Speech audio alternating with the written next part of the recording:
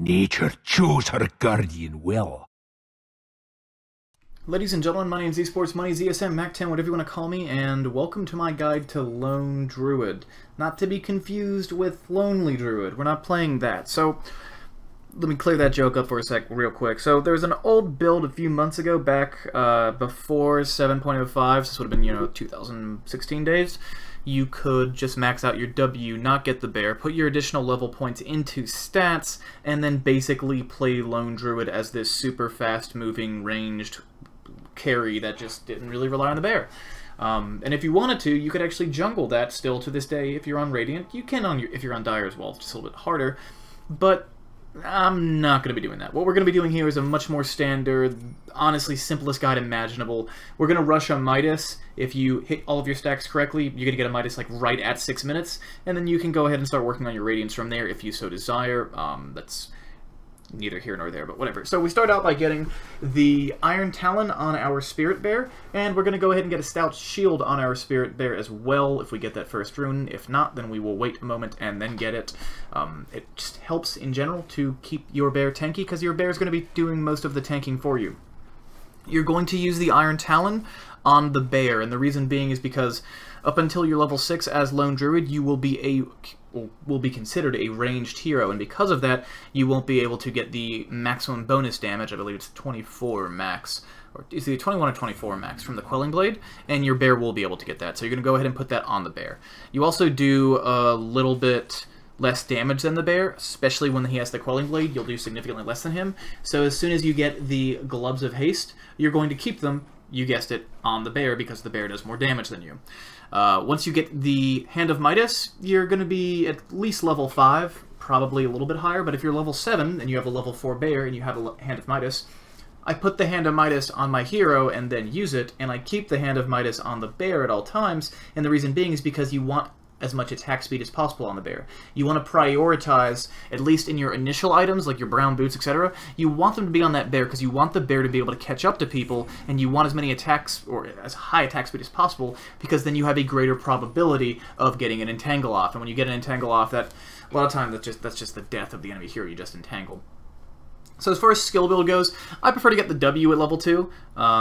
Nice way to sink mana. You want to be a little bit conservative with it because, again, you don't have a huge amount of mana, but it's a decent call. At level 4, you can get another point in your W if you're greedy, or you can get a point in your E. Now, your E basically just makes enemies run away from you in the direction of their base and gives them bonus movement speed, and it works for 1.6 seconds at level 1, so that's a pretty good amount of time that they'll have to retreat from you. So it's the safer choice. I don't really like using the skill for much other than not dying unless I have, I'm level like 11 or 12 and I have all this move speed items on the bear and myself, and I can catch the people that are fleeing from me. But in general, I'm not a big fan of that ability except for saving my ass with it. So you're going to go ahead and max your bear as soon as possible, 1 level in your W to start, 1 level in your E to start, and I actually like to level up my ultimate at all the standard times on Lone Druid. I actually don't have a problem with keeping the Iron Talon on the hero himself once you reach level 6. So once you reach level 6, keep the Iron Talon on you, because you're melee now. If you're going to treat yourself as melee, if you're going to actually use the ult, then just go ahead and be a melee hero and use the Iron Talon. But I still would keep the Hand of Midas on the bear, because the bear needs the attack speed to get more entangle procs off, and since we're stacking attack speed on the bear anyway, it is a bit more optimal to keep the bear with the Iron Talon, since you've already given him the attack speed. So notice I just messed up my stack there.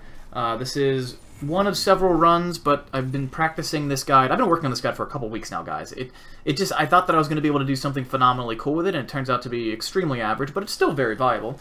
If I hit that stack right there, I get my Midas at exactly 6 minutes. That is really quick, because Lone Druid is a hero that a lot of people don't think of as a jungler, because he has incredible lane presence. In fact, I think he is better in the lane than in the jungle, but he's a very safe jungler, and he's a very quick jungler. I think quicker than most people realize. A 6-minute Midas is damn good, especially considering we don't have to buy tangos, we don't buy regen. I took all the bounty runes, but I did not use a single shrine in this run. I've just resummoned my bear whenever he's gotten low and the cooldown's off, and made sure I had mana to do so. So pay attention, micro correctly. You can actually see me using my mouse to use my Iron Talon here, so I mean, it's a very low stress here. I jungled half of this with one hand. So anyway, thank you guys for watching, and peace out, y'all. Ladies and gentlemen, my name is Esports Money's ESM Mac10, whatever you want to call me, and thank you for watching that video. If you liked that content, don't forget to hit the like button. If you want to see more content from me, hit the subscribe button. There's actually a little bell icon next to the subscribe button, and if you hit that button, then whenever you have YouTube open and I go online or post a video or really do anything, you'll get a little update from me. If you want to support the channel further, there are Amazon affiliate links in the video description below for pretty much every single piece of hardware in my computer. Additionally, there's also an Amazon referral link for Amazon Prime, so whenever you use that to get an Amazon Prime membership, you support the channel at no additional cost to you. So thank you very much, guys, and have a wonderful day.